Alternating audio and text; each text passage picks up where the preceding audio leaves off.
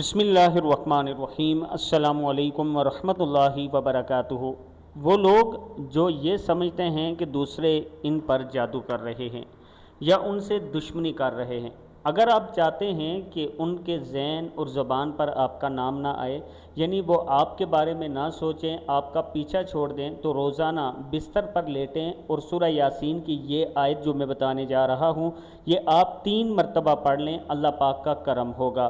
لیکن یہ یاد رکھیے گا، نماز روزے کے ساتھ پابندی کرنی ہے۔ دعا ہے بسم اللہ الرحمن الرحیم وجعلنا من بین ایدیہم، یہ پوری آیت بھی پڑھیں تب بھی اچھا ہے۔ وجعلنا من بین ایدیہم سدا ومن خلفہم سدا فاغشیناہم فہم لا یبصرون۔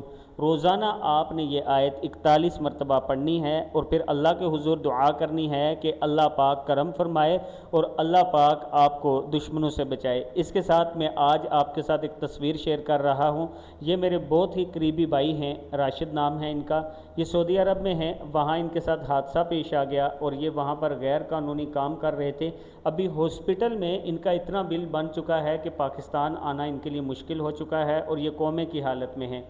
اگر کوئی میرا بھائی ایمبیسی کے ذریعے ان کی مدد کر سکتا ہے پاکستان بھجوانے میں، تو میرا یہ واٹس اپ نمبر ہے، آپ مجھ سے رابطہ کریں، ورنہ ہمیں تقریباً 1,63,000 یا 73,000 ان پر جرمانہ بن چکا ہے، ہمیں وہ ادا کرنا پڑے گا۔